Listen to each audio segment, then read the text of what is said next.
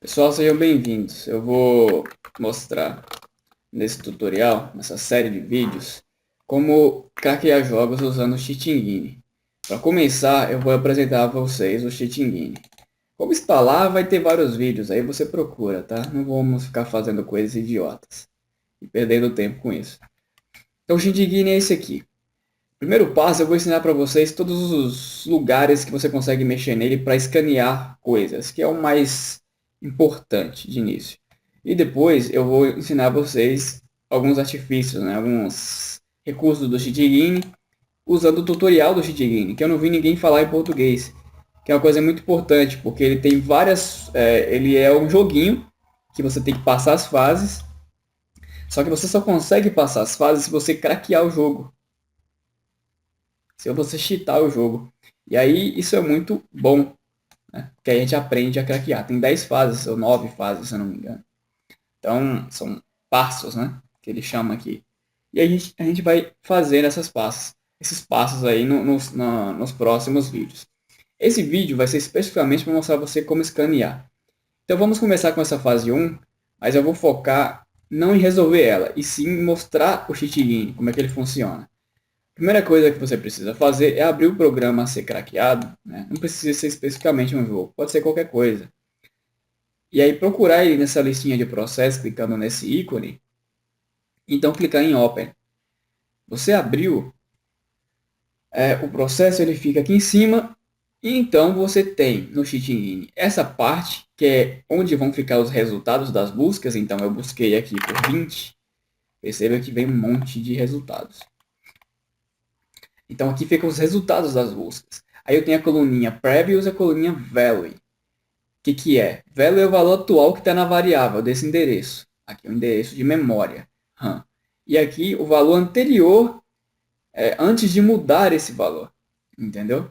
Então, por exemplo, vamos pegar esse valor aqui, 100. Novo scan para resetar, 100, first scan. Ele vai fazer o primeiro scan, todo mundo em 100, ele achou alguns valores, não tem só essa variável dentro do programa. 96. Então, olha só. Ele mudou para 96. Eu sei que é essa variável. Tem outras que mudaram também, mas, enfim, é essa variável que a gente queria, né? Ela tem esse endereço. Se a gente clicar aqui, vem aqui para baixo, vou explicar depois. Ela tem esse endereço. Ela ficou vermelhinha porque ela mudou. E o valor anterior, antes de alterar, era 100. Isso é legal para você ter uma visão, né? E aqui o endereço dela. Então é isso que tem aqui nessa partezinha aqui de resultados. 26 é o valor que foi encontrado. Toda vez que eu atualizar, por exemplo, foi para 96. Eu der um next scan, eu vou filtrar em cima da busca anterior. Olha só, deu found on, porque só tem um. Agora, se eu der um 1 no scan, eu consigo voltar apenas uma busca. Então vai voltar para a última busca que eu fiz. Aí eu só consigo fazer o on do scan uma vez, tá vendo? Porque isso gasta muita RAM, então ele só fez para uma vez. Ok. Se eu clicar duas vezes em cima do valor, ele vem para essa linha de baixo. Essa linha de baixo é onde eu trabalho os endereços que eu quero guardar. Você consegue deixar active. Esse active é para travar o valor. Então ele vai ficar em 96 para sempre, olha só. Tá vendo? Ele na verdade está até mudando na tela ali, mas o valor está travado. Vamos destravar. Olha só.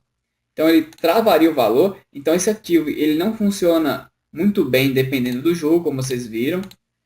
Tá? Você consegue até segurar, mas só que você vê que na tela, você vê que ele segura um pouco, de uma forma ele segura. Só que você vê que não fica muito legal, tá vendo? Não cai mais do que 80, porque o jogo está travando em 86. Só que você vê que o valor muda, né? Porque esse Active, ele basicamente fica escrevendo na memória o valor que você colocou aqui. Você pode mudar. Olha só. Por exemplo, se eu colocasse em 99, não ia cair para mais de 90, eu acho. Tá vendo? Então está mudando, ele está escrevendo repetidamente na memória, só que o programa ele escreve na memória mais rápido. E ele mantém estados dentro do programa. Então, não funciona tão bem isso aqui. Por exemplo, se você tivesse um de vida e o cara te desse um tiro, você ia morrer. Porque o programa ia escrever mais rápido zero do que o Cheat Engine consegue escrever um, certo? Mas funciona mais ou menos. É para isso que serve o artigo. Description é descrição sua. Você fala o que você quiser. Vida. Coisas bem simples para poder e objetivas. Endereço é o endereço de memória do programa. Agora tem um detalhe. Quando o endereço fica pretinho, quer dizer que esse endereço, na hora que eu fechar esse programa e abrir de novo, não vai mais ser esse. Então não vai adiantar eu guardar esse endereço. Quando é verdinho, o endereço vai ser esse para sempre. Então, por exemplo, se a vida fosse esse endereço, toda vez que eu fechasse e abrisse esse programa, o endereço ia ser o mesmo. A gente chama de endereço base, endereço estático. Né? E quando é pretinho não tem jeito. Não, toda vez que eu fechar o programa e abrir de novo, eu perco. Mas dá para fazer coisas para conseguir achar esse endereço de forma dinâmica. O que a gente vai aprender no futuro são scripts que a gente faz. O importante é você saber que quando é preto ele é dinâmico. Tá? O tipo você pode alterar, que é basicamente a forma como o Cheat Engine vai pegar esse endereço da memória e ler. Se eu colocasse, por exemplo, 2 bytes, ele só ia ler 2 bytes da memória e ia formar o valor. Como eu coloquei 4, ele vai pegar 4 casas da memória e vai formar o valor que é 99.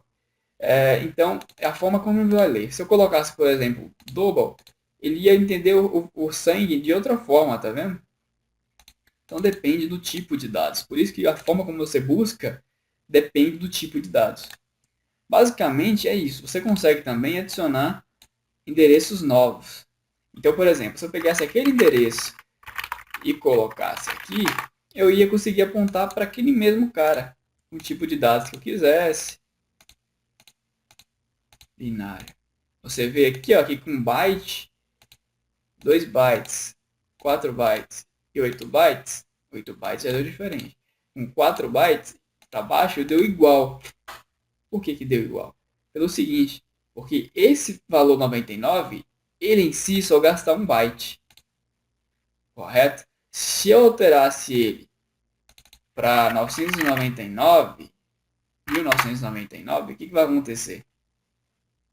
Se eu colocar em byte, não vai mais dar certo.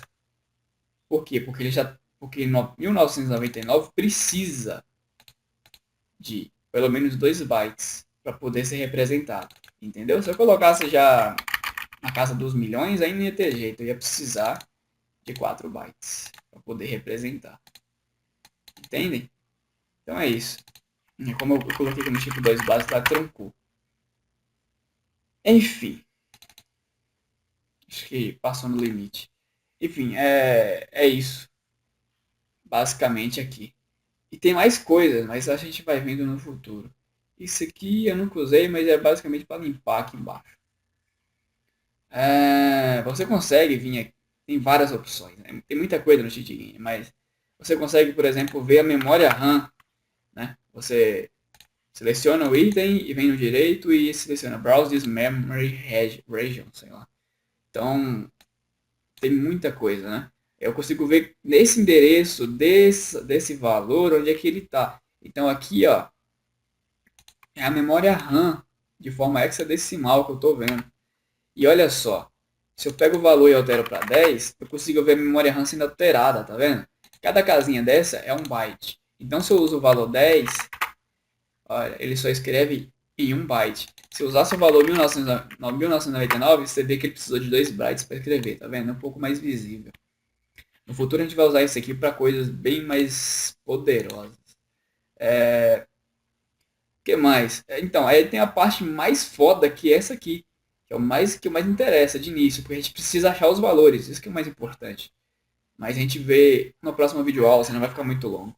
Até o próximo vídeo.